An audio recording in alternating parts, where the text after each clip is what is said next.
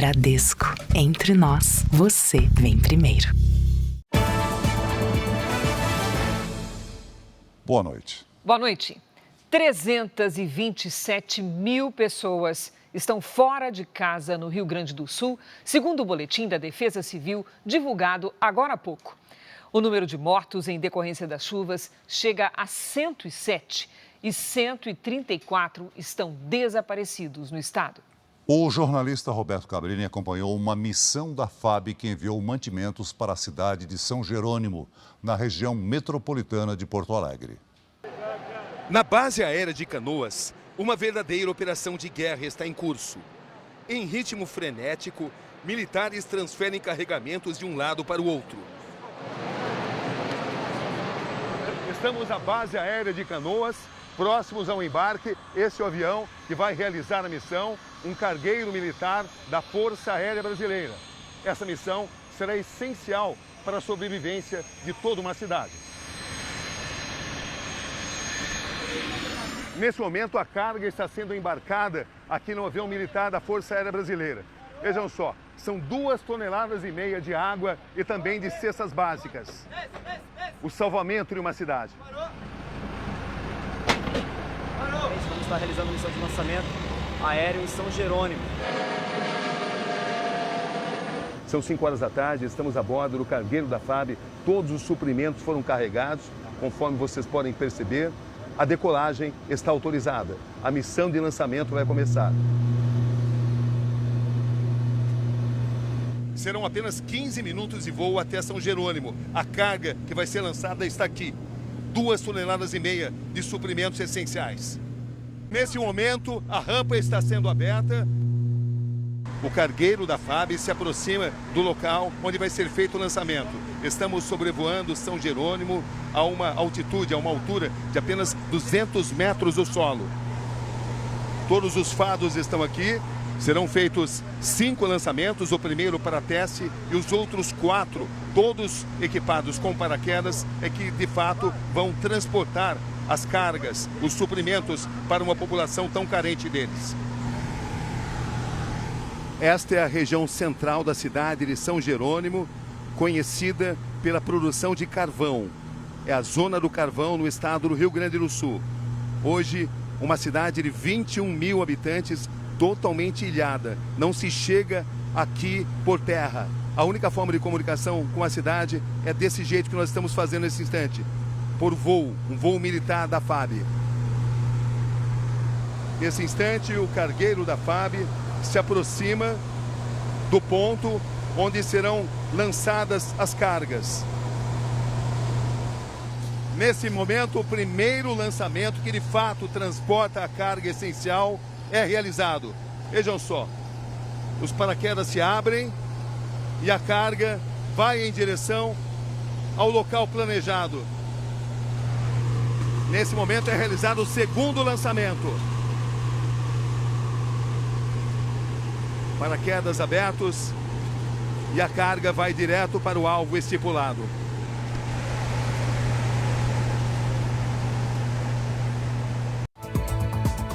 E veja também. Governo anuncia pacote de 51 bilhões de reais para a reconstrução do Rio Grande do Sul. Com desabastecimento, Porto Alegre abre corredor humanitário para facilitar a entrada de ajuda. Empresas de diversos setores se mobilizam para ajudar vítimas das chuvas. O resgate do cavalo que ficou preso por 4 dias no telhado de uma casa. E o trabalho dos homens e mulheres que integram as equipes de salvamento.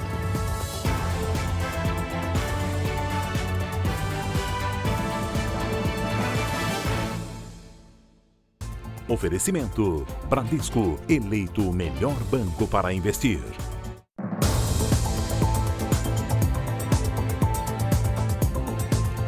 A base aérea de Canoas, na região metropolitana de Porto Alegre, concentra as operações de aeronaves que chegam ao Rio Grande do Sul com equipes e todo tipo de ajuda aos atingidos pela enchente. A base aérea aqui de Canoas é hoje o principal ponto, de apoio para as aeronaves. Aqui, ó, mais uma aeronave dos bombeiros saindo para o resgate. A gente acabou de chegar por aqui, a informação é que esses voos são constantes, né? A aeronave chega por aqui e já sai para um outro voo. E logo mais ali na frente, né? Esse é o avião que a gente veio. E logo mais lá à frente, ó, o KC-130, o maior cargueiro da Força Aérea Brasileira, chegando com donativos. E a gente vê mais lá ao fundo também vários helicópteros. Então, movimento intenso aqui. Aqui o comandante da base aérea aqui de Canoas, Tenente Coronel Romanelli. O comandante aumentou muito aqui o fluxo de aeronaves aqui. Como vocês estão conseguindo fazer o controle por aqui? É algo que a gente, na história da Força Aérea Brasileira, certamente a gente não tem no histórico de algo que a gente já tenha feito parecido. Porque é mais do que uma operação militar, é uma grande operação de assistência humanitária, onde envolve Forças Armadas e uma série de agências e instituições de Estado. Aqui no aeroporto de Canoas, eu acabo de conhecer aqui a Vitória, que é de Minas, e está aqui no Rio Grande do Sul. Ela veio fazer um transplante de pulmão aqui e infelizmente vai ter que voltar sem conseguir fazer o transplante. Vou ter que voltar sem conseguir fazer o transplante, vou ter que ficar lá até quando tiver essa situação. Não tem equipe o suficiente para fazer um transplante. E o transplante teria que ser feito aqui? É, só aqui. E aqui do lado de fora da base aérea, várias pessoas que estão tentando deixar aqui a região metropolitana de Porto Alegre. São parentes de militares e também civis. Como a dona Valquíria, de 81 anos, que sobreviveu após ficar ilhada por 13 dias no segundo andar da casa onde mora. Como que a senhora ficou lá esses dias? Eu tinha ainda alguma coisa, né? Mas já estava no fim comendo pão só. E aí a minha filha me ligava, né? Eu entrava em contato com ela. Ela disse, não, vou te tirar daí, vou sair. Só que está custando já, isso aí foi já semana passada, né? O melhor nesse momento para a senhora é deixar Porto Alegre? É deixar Porto Alegre. Vamos agora ao vivo com o jornalista Roberto Cabrini, que está na base aérea de Canoas, no Rio Grande do Sul. Olá, Cabrini, boa noite. Boa noite, Cris. Aqui a movimentação é intensa, é permanente. Ao fundo você está acompanhando os aviões, os caças que ficam estacionados também aqui nessa base aérea de Canoas, que é uma base aérea estratégica para as Forças Armadas Brasileiras. Aqui nós estamos entrando no setor do galpão. Toda esta carga chegou hoje. Água, roupas, alimentos são produtos absolutamente essenciais para a sobrevivência de pessoas que precisam da ajuda de todo o país. E atenção, uma informação importante. Hoje chegaram os 3 primeiros aviões de empresas comerciais, da Gol, da Latam e da Azul. Esses aviões trouxeram 35 toneladas de suprimentos que serão distribuídos para muitas cidades. Você acabou de acompanhar a minha reportagem, onde mostra o lançamento na cidade de São Jerônimo, que é uma cidade totalmente ilhada, não dá para chegar por terra, e esses produtos, essa carga que foi ali lançada por esse avião, você acompanhou a reportagem, é essencial para a sobrevivência. Nessa cidade, inclusive, o hospital está em situação crítica. Existem outras cidades em condições semelhantes. Por isso, outras missões de lançamento como essa, que você acabou de acompanhar, serão realizadas. Voltamos a qualquer momento aqui de Canoas. Cris e Celso. É um alívio ver que a solidariedade dos brasileiros está tendo um bom destino. Obrigada, Cabrini. O resgate de um cavalo mobilizou bombeiros e veterinários hoje na região metropolitana de Porto Alegre. As imagens do cavalo Caramelo se espalharam pelo país. O animal passou 4 dias em pé sobre o telhado de uma casa em Canoas. A água alagou o entorno e cobriu quase totalmente os imóveis vizinhos. Bombeiros do estado de São Paulo foram acionados ontem à noite por veterinários que atuam no desastre do Rio Grande do Sul. Hoje de manhã, o grupo começou um planejamento para se aproximar do animal. A equipe navegou por 4,5 km na enchente até o local onde o cavalo estava. Caramelo, que pesa 350 quilos, foi amarrado com uma corda, sedado e colocado em um bote. Lá recebeu o primeiro atendimento. E nós cuidamos aí da parte clínica, né? Da parte da contenção química, da anestesia, para que a gente pudesse fazer da melhor maneira e com segurança. Já em terra, Caramelo foi transportado em um caminhão até o Hospital Veterinário de Canoas, onde também recebeu alimentação, soro e se recupera bem. Após o resgate, bombeiros chegaram a dizer que se tratava de uma égua, mas depois os veterinários confirmaram que o animal é mesmo um cavalo. Eu acho que realmente esse cavalo virou uma imagem, uma figura dessa resiliência do povo do Rio Grande do Sul, do povo brasileiro. A maior tragédia climática da história do Rio Grande do Sul tem mobilizado todo o país. Grandes empresas trabalham para ajudar as vítimas das enchentes. As latas que antes estariam cheias de cerveja, agora têm água potável, líquido precioso para as vítimas das inundações. A fábrica é da maior companhia de cerveja do país e fica em Viamão, na região metropolitana de Porto Alegre. As enchentes não chegaram até aqui, mas 80 funcionários, cerca de 15% do quadro, foram afetados diretamente pela catástrofe e estão afastados. Para quem ficou, produzir água neste momento é bem mais do que trabalho. Eu, se não trabalhasse aqui, se pudesse ser voluntário, eu vim ajudar a carregar água daqui. O detalhe é que essa fábrica não comercializa água. A linha de produção foi adaptada em 4 dias. Inclusive, a estampa das latas foi criada nesse período. E deixa bem claro que é um produto para doação. A venda é proibida. Foi um sentimento de orgulho muito forte para todos nós aqui. É 100 horas mais ou menos de trabalho ininterrupto aí para conseguir viabilizar isso. Empresas responsáveis por parte do transporte e da produção das latas também trabalham voluntariamente. Até sábado, 1 milhão de litros vão ser envasados. O primeiro caminhão já partiu. A gente quer que a situação seja quanto antes abreviada. A gente sabe que isso não vai ser de uma hora para outra, mas o que a gente puder, a gente precisa fazer pelo povo do Rio Grande do Sul.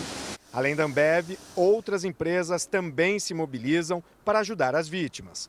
A Associação Brasileira da Indústria de Colchões lançou nesta semana o programa Colchão Solidário. Empresas do ramo estão produzindo colchões a preço de custo para atender entidades e pessoas interessadas em doar. 49 mil já foram enviados por intermédio da Defesa Civil e da Força Aérea Brasileira. A multinacional de refeições corporativas Sapori enviou 9 mil marmitas congeladas que devem auxiliar equipes de resgate em locais distantes dos centros de apoio. Malas de atendimento médico também estão sendo enviadas pela RAI, empresa de tecnologia para a saúde. O equipamento realiza mais de 15 exames, como frequência cardíaca, medição de temperatura e glicemia. As equipes serão treinadas para usar os equipamentos nos resgates. Vamos agora ao vivo com o repórter Romeu Piccoli, que voltou a Porto Alegre. Hoje a capital gaúcha não registrou chuvas durante o dia. Boa noite, Romeu. Como é que está o nível do Guaíba nesse momento?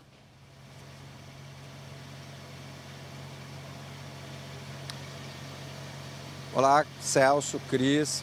O nível do Guaíba nesse momento está em 4,89 metros, ainda acima da cota de inundação, que é de 3 metros.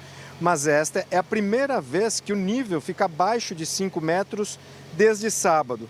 Em algumas ruas a água também teve um leve recuo. Aqui nos pontos de apoio das equipes de resgate a gente percebe poucas pessoas chegando e muitos animais. Em todo o estado, o número de desalojados quase dobrou. De acordo com o último boletim da Defesa Civil do Rio Grande do Sul, são mais de 390 mil pessoas. E a estimativa é que o temporal tem atingido pelo menos 1.700.000 pessoas até agora. Cris, Celso. Obrigado, Romeu. Em Brasília, o governo federal anunciou hoje uma série de medidas para socorrer a população do Rio Grande do Sul. O valor total anunciado chega a 50 bilhões e 900 milhões de reais e deve ajudar 3 milhões e 500 mil pessoas. Entre as medidas estão a antecipação de 380 milhões de reais de pagamentos do Bolsa Família e do Auxílio Gás, referentes ao mês de maio. O adiantamento do abono salarial para 705 mil trabalhadores com carteira assinada. A liberação de 2 parcelas adicionais do seguro-desemprego para quem já recebia o benefício. E a priorização da restituição do imposto de renda para moradores do Rio Grande do Sul. O governo anunciou ainda medidas de crédito para a reconstrução do Estado. Eu tenho dito aos ministros que nós temos que nos preparar, porque a gente vai ter tamanho da grandeza dos problemas quando a água baixar e quando os rios voltar à normalidade. Vamos ter que percorrer as cidades para que a gente tenha noção de que a gente não pode permitir que nenhum viés burocrático, mas nenhum viés burocrático possa atrapalhar a urgência das medidas que nós estamos anunciando. As ações de suporte ao Rio Grande do Sul foram anunciadas em cerimônia aqui no Palácio do Planalto pelo ministro da Fazenda, Fernando Haddad. As medidas provisórias já estão em vigor, mas precisam ser aprovadas pelo Legislativo para não perder a validade. Um conjunto amplo de medidas, cada um com um instrumento específico para atender esse conjunto de atores que vão ter que, nos próximos dias, para começar a reconstruir as suas vidas. Assim que a água baixar, esse sistema tem que estar pronto para ser ativado. Lula afirmou que na próxima segunda-feira deve anunciar o acordo para a suspensão da dívida do Rio Grande do Sul com a União, enquanto durar o período de calamidade. A seguir, cidades banhadas pela Lagoa dos Patos estão em alerta máximo depois do aumento do nível da água. E veja também, acidente com caminhão do Exército que transportava donativos para o Rio Grande do Sul mata 3 pessoas. O trabalho dos profissionais que salvam vidas na enchente do Rio Grande do Sul.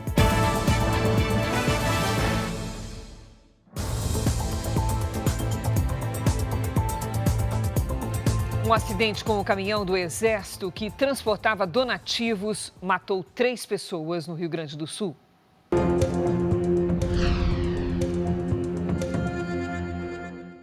O caminhão e um carro bateram de frente na BR-448, em Esteio, região metropolitana de Porto Alegre.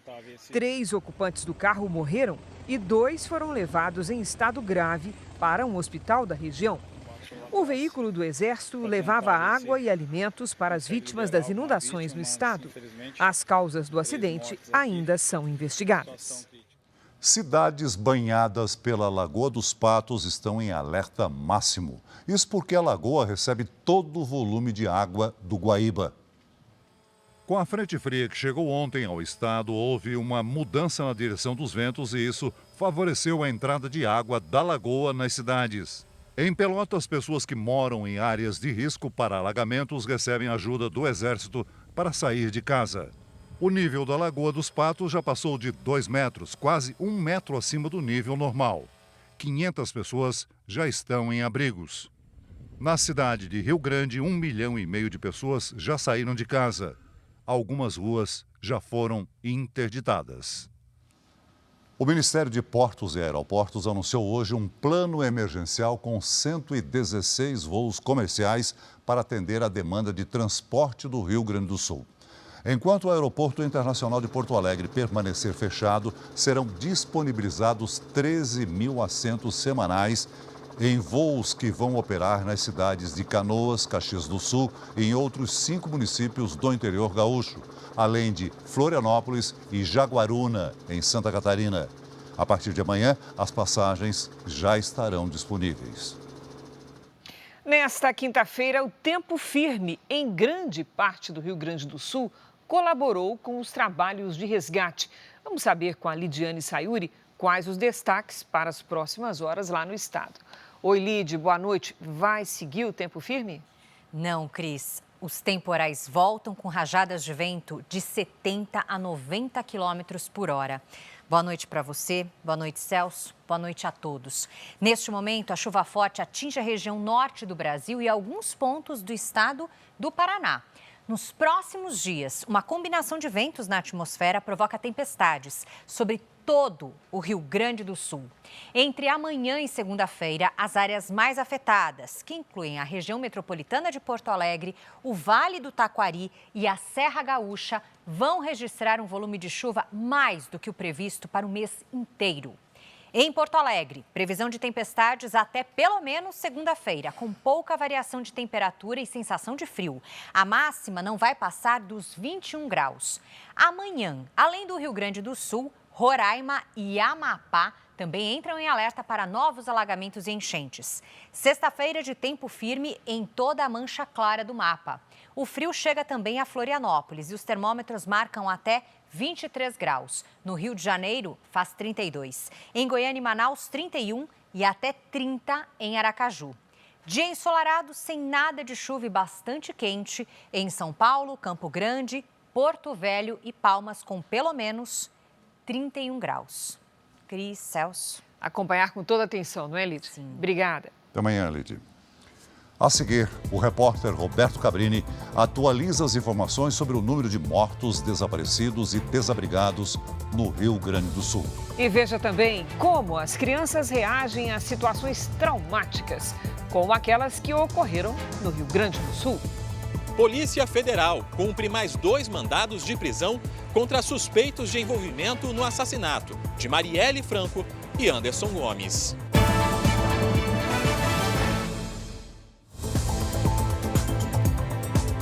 Nós voltamos a falar das enchentes no Rio Grande do Sul e vamos direto ao vivo com o jornalista Roberto Cabrini, direto da Base Aérea de Canoas. Cabrini.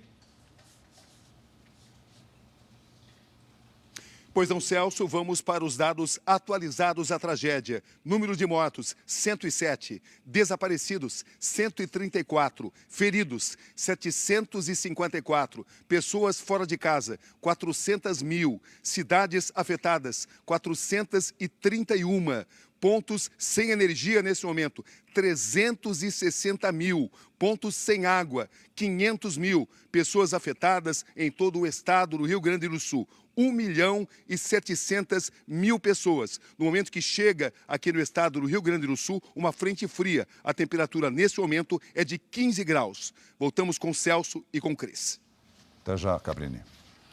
Em meio às inundações no sul do país, as crianças vivenciam situações traumáticas que atingem as famílias e os amigos. Segundo especialistas, essas experiências precisam ser acompanhadas com atenção para evitar problemas psicológicos.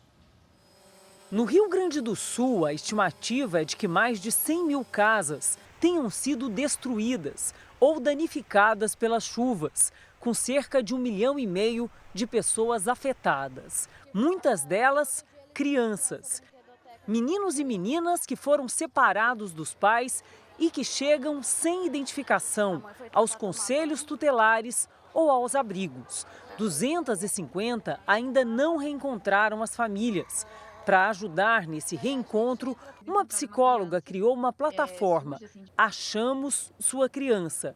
O perfil já tem mais de 120 mil seguidores.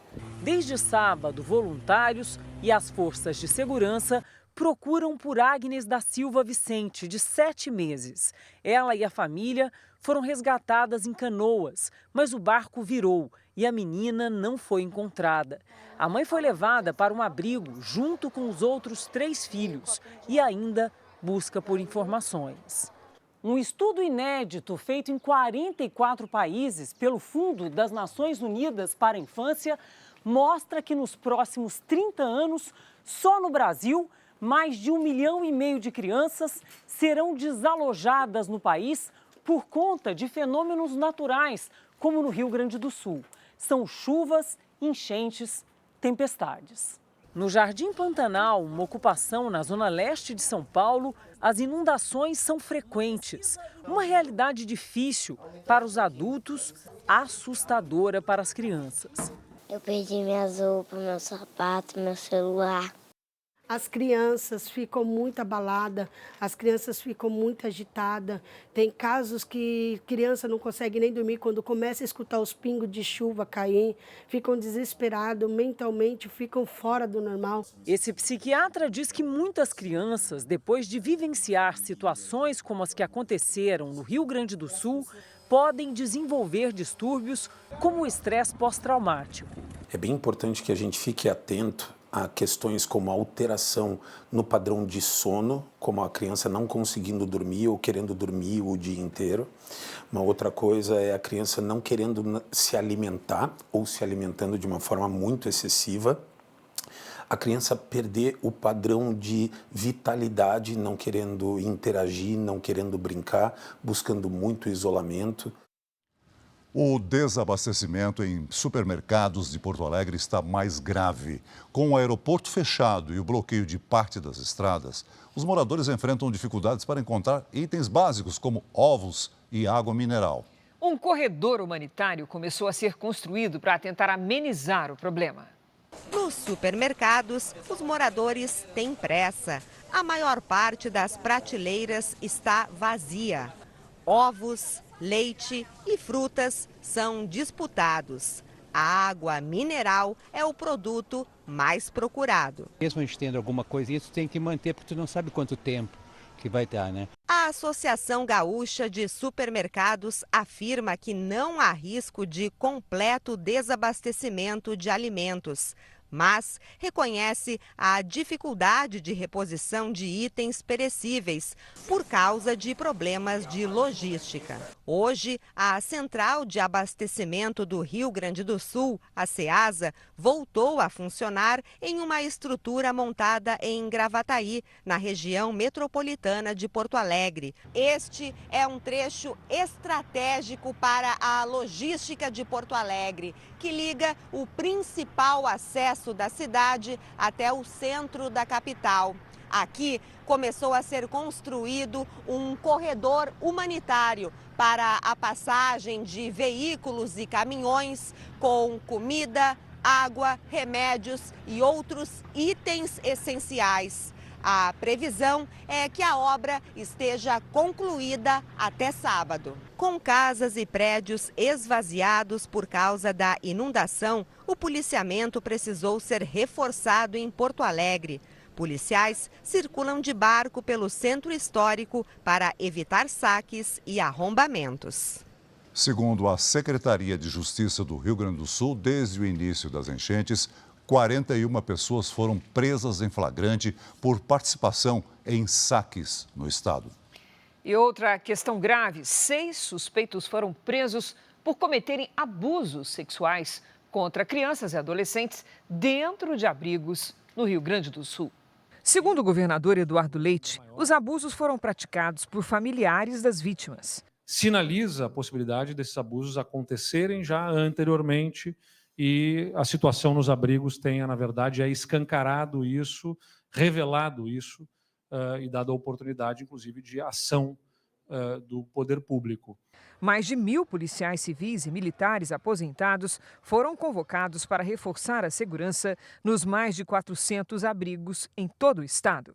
Hoje, o governo gaúcho também anunciou um plano de reconstrução do estado, que deve custar 19 bilhões de reais. O estado vai ser especialmente demandado em estradas, em habitação, em crédito subsidiado, em ações sociais, em recurso nas mãos das pessoas, para poder atender as pessoas que foram atingidas.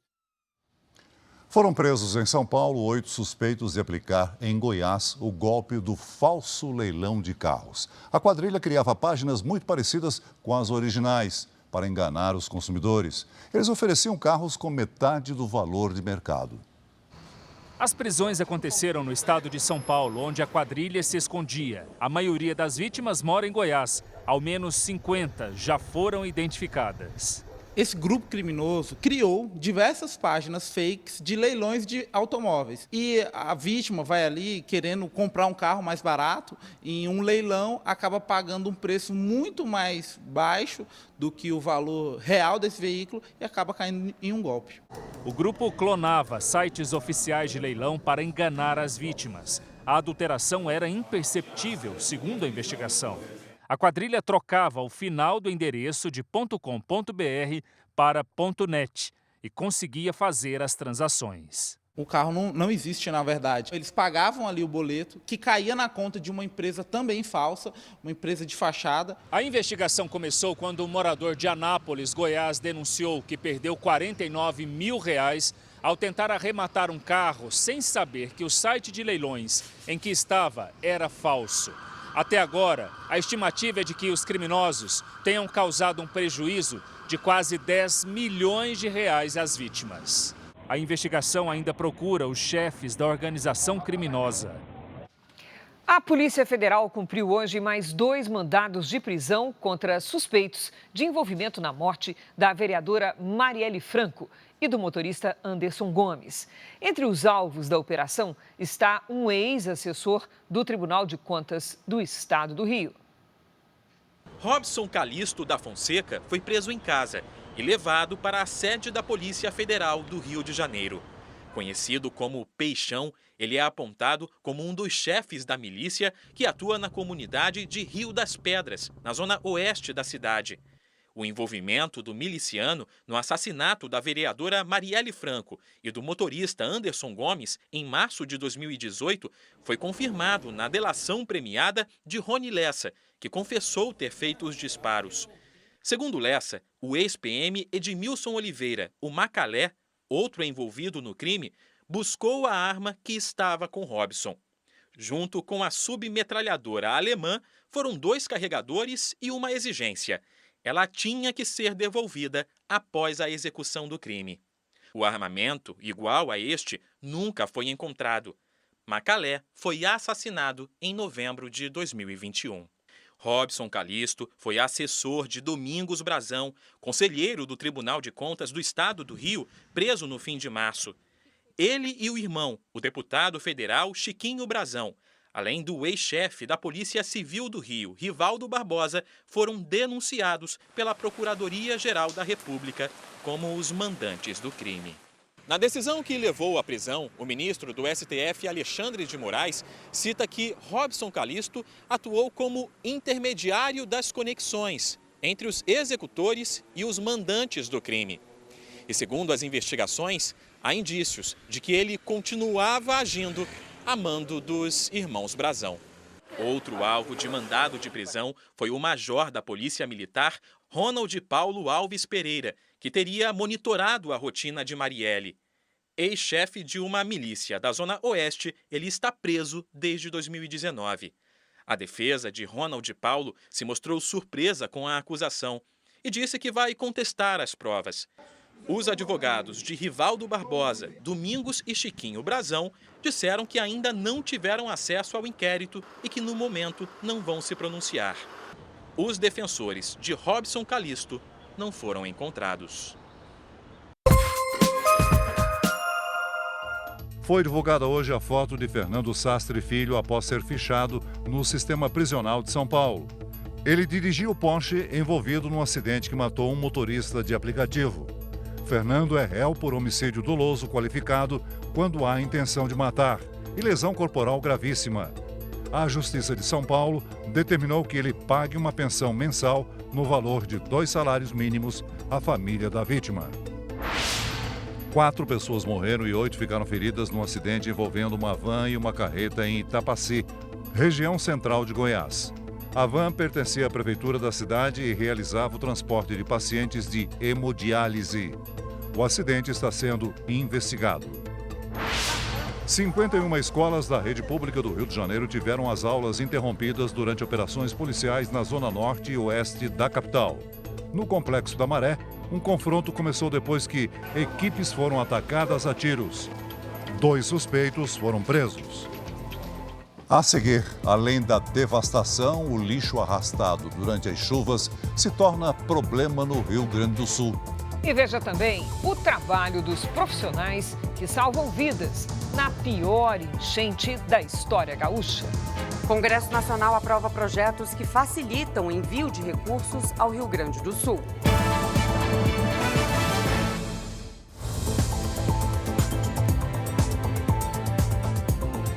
O Congresso Nacional aprovou hoje projetos que facilitam o envio de dinheiro ao Rio Grande do Sul.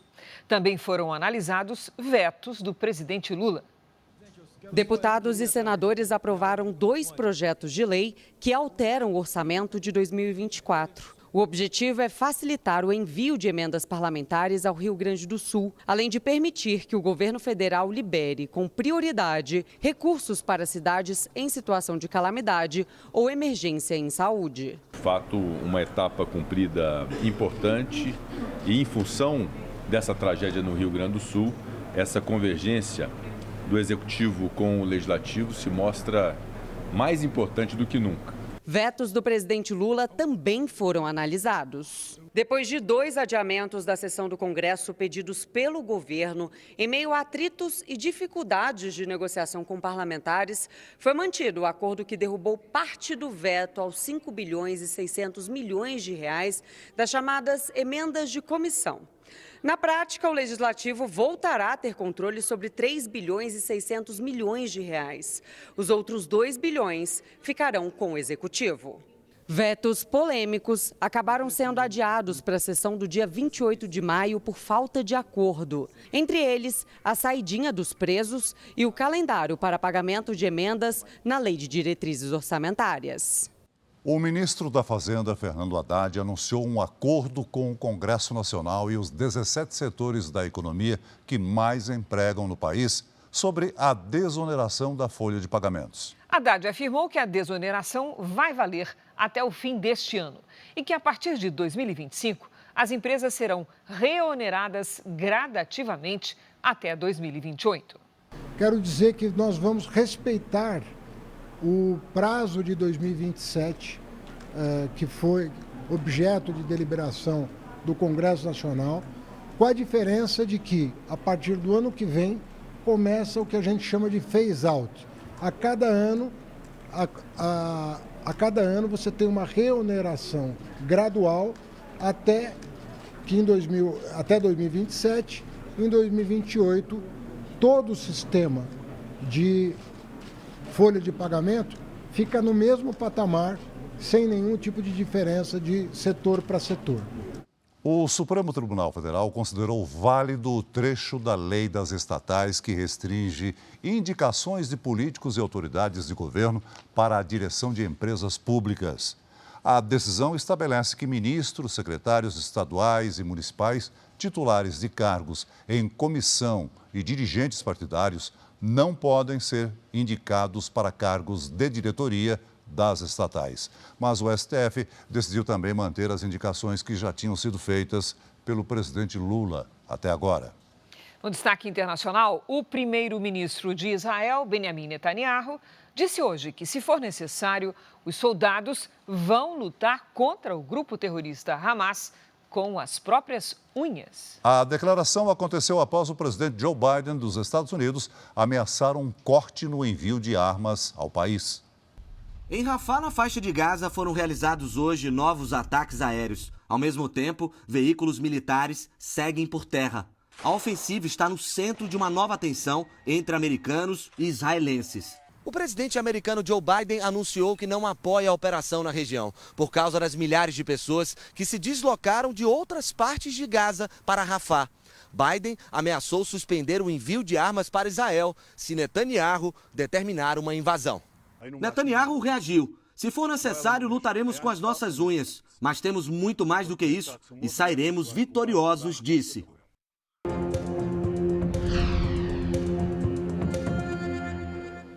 As tempestades no Rio Grande do Sul arrastaram toneladas de entulho, lixo e galhos para as ruas. Especialistas defendem um plano de contingência para lidar com os resíduos que, acumulados, podem contaminar o solo e causar doenças. Ruas que antes estavam encobertas pela água agora estão tomadas por lama e entulho. Prejudicada pelos temporais, a coleta de lixo também foi afetada pela interdição de rodovias. Em Porto Alegre, uma estação de recolhimento chegou a acumular 6 mil toneladas de resíduos e rotas alternativas precisaram ser criadas para encaminhar o lixo para aterros. Estudos internacionais sobre as maiores catástrofes do mundo mostram que o volume de resíduos durante os desastres aumenta. Não apenas porque o serviço de coleta fica prejudicado, mas também pela falta de condições para a destinação do lixo. Além disso, ainda surgem os destroços da tragédia, material que precisa ser recolhido. Uma massa de materiais que precisa de um gerenciamento adequado, de uma coleta adequada, requerendo mais equipe, mais trabalhadores, mais equipamentos e, principalmente, uma destinação final adequada. Leonardo faz parte de uma ONG que atua no controle de resíduos. Ele trabalhou no rompimento das barragens de Mariana e Brumadinho, em Minas Gerais. No ano passado, coordenou trabalhos na Turquia, atingida por um terremoto. Hoje está em Porto Alegre e defende ações urgentes. Criar-se um sistema de recolhimento desse restante de material e, se possível, enterrar, jogar cal, para que a gente não tenha proliferação de, às vezes, mosquito, de, às vezes, bactéria e até mesmo essa questão das doenças. Para se ter uma ideia, o tsunami que atingiu o Japão em 2011 gerou 23 milhões de toneladas de entulho. Um ano depois do desastre, o país tinha conseguido dar destinação adequada a apenas 5% dos resíduos. O governo gaúcho ainda não estimou o quanto de lixo está acumulado nas ruas, mas anunciou uma verba de 260 milhões de reais para lidar com o entulho. Nós precisamos de um plano de contingência a partir do poder público e, eu diria, de um plano de contingência do cidadão, de cada indivíduo, porque precisamos dar também essa contribuição nesse momento. A Igreja Universal também se uniu para ajudar as vítimas das cheias na campanha SOS Chuvas do Rio Grande do Sul. São 18 mil voluntários por todo o estado. Eles já distribuíram 35 mil marmitas, mais de 20 toneladas de alimentos, 99 mil garrafas de água, 6 mil cobertores, 60 mil peças de roupas, além de kits de higiene e lanches. Você também pode ajudar nessa corrente do bem fazendo uma doação de qualquer valor. A chave Pix da Unisocial é social@universal.org. O valor de sua doação será revertido em comida, cobertores e suprimentos para as famílias que estão desabrigadas na maior tragédia climática do sul do Brasil. O governo do estado do Rio Grande do Sul também reativou a chave Pix, utilizada para receber as doações das enchentes no ano passado. A chave Pix é o CNPJ 92 958 800/1000 ao contrário 38. Segundo as autoridades, os recursos serão todos direcionados para o apoio humanitário às comunidades afetadas pelas cheias.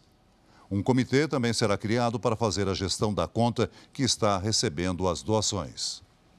Voltamos ao vivo com o jornalista Roberto Cabrini, que traz as últimas informações sobre as chuvas no Rio Grande do Sul. Olá, Cabrini. Olá, Cris. Nesse momento, pelo menos 140 unidades de saúde em todo o estado do Rio Grande do Sul não estão funcionando como deveriam. Há uma grande preocupação e a decisão é de que cirurgias eletivas estão nesse instante suspensas. Há uma grande preocupação por parte das autoridades do estado do Rio Grande do Sul com um possível surto de leptospirose, de tétano, de hepatite e de infecções contagiosas, infecções de pele. Nesse instante, 41 pessoas foram presas, acusadas de possível participação em saques. Brigadas militares e também a Polícia Civil estão usando embarcações para dar continuidade ao policiamento nas zonas mais críticas. Essas são as últimas informações diretamente do Rio Grande do Sul. Cris e Celso. Obrigada, Cabrini. Bombeiros de 11 estados estão presentes nos salvamentos e resgates às vítimas do Rio Grande do Sul. São homens e mulheres que, dia após dia, ajudam a salvar centenas de vidas. Ver a doutora Fabiana num bote não é comum. Afinal, a capitão médica costuma dar expediente no comando de aviação da PM do estado de São Paulo. Mas quem é formado para salvar vidas não estranha a mudança de ambiente, mesmo que seja no meio de uma enchente. A gente está junto ao Corpo de Bombeiros, está aí para poder fazer o que precisar. Se não for por ar, que seja por terra, que seja no barro, onde tiver que fazer, a gente vai dar um jeito, né? É preciso ter olhar treinado para perceber algo que muitos não conseguiriam. Aquele ponto vermelho no meio da água, agarrado ao galho de uma árvore, é alguém já quase sem forças e que vê a vida ressurgir na ponta de um remo estendido pelo bombeiro do Paraná. O senhor mora aqui perto? O senhor está sozinho ou tem mais alguém? Não mais. Agora, ele está em boa companhia. Quem está na linha de frente das missões de resgate, como essas que acontecem agora no Rio Grande do Sul, sabe que a luta contra a fúria da natureza é uma missão que exige sacrifícios, mas que traz a recompensa de saber que vidas foram salvas. Nem todo herói usa capa, mas com certeza muitos trazem aquela luz que ajuda, no meio da tempestade, a iluminar a escuridão. E é iluminada que a Bruna avança com a água na altura do peito. A técnica de enfermagem, que também é bombeira voluntária, sabe que tem que ir devagar, com calma. No braço esquerdo, mais um bebê está a salvo. Quando a criança crescer, certamente conhecerá a história da mulher que saiu de Parobé, no interior do Rio Grande do Sul, para ajudar as vítimas da enchente. A mãe me disse, ele é tudo que eu tenho. Então, imagina o tamanho da responsabilidade que eu tinha. E aquele sorriso do final do vídeo é de alívio, né? É de dever cumprido, é a sensação de que deu tudo certo. É a sensação que heróis anônimos como a Daliana também têm. O olhar cansado, abatido, é a marca de quem ficou em casa para ajudar quem mais precisava. Eu falei, eu vou ficar, né? E todo momento me auxiliando, enviando embarcações para cá. Eu tenho 1,89 m de altura. E na rua, no domingo, a água batia no meu queixo. As famílias realmente não tiveram muito tempo de sair, às vezes saíram com a roupa do corpo. E nesta entrevista ao repórter Romeu Piccoli, Daliana mostra que ainda tem disposição para enfrentar as dificuldades. Eu preciso ajudar. Enquanto eu tiver condições e força, eu vou ajudar. O Jornal da Record encerra essa edição com uma homenagem às vítimas das chuvas no Rio Grande do Sul. Aqui em nosso telão, os nomes dos 89 brasileiros que morreram na tragédia e que tiveram suas identidades divulgadas hoje pelas autoridades do Estado. São pais, mães, filhos, avós, amigos. Desejamos força às famílias. Até amanhã. Até amanhã.